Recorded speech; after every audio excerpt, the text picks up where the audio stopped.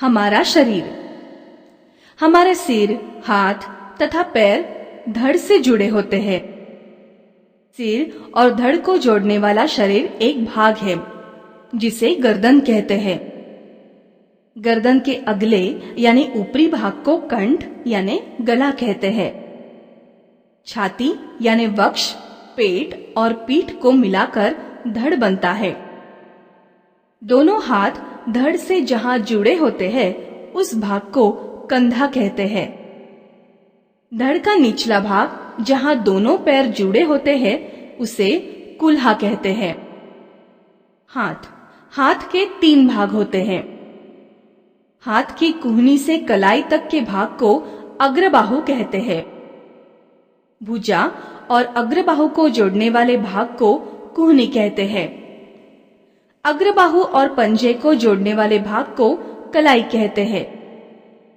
पैर के 3 भाग जांघ, टांग तथा पांव है। घुटने से लेकर टखने तक के भाग को टांग कहते हैं। जांघ और टांग को जोड़ने वाले भाग को घुटना कहते हैं। टांग और पांव के पंजे को जोड़ने वाले भाग को टखना कहते हैं। हमारे हाथ कंधे, कुहनी और कलाई के स्थानों पर मुड़ सकते हैं। हाथों की अंगुलियां भी मुड़ सकती है। इसके फलस्वरूप हम हाथों से बहुत से काम कर सकते हैं। कमर। धड़ केवल कमर के पास ही मुड़ता है, इसलिए हम नीचे की ओर झुक सकते हैं। पैर। हमारे पैर कूल्हे, घुटने और टखने के पास मुड़ सकते हैं। पैरों से हम अन्य काम भी करते हैं। पैरों के सहारे हम खड़े होते हैं, चलते, दौड़ते, चढ़ते, उतरते, कूदते और कई प्रकार के यंत्र भी चलाते हैं। संसार में असंख्य लोग हैं। सभी लोगों के अवयव भी वही है।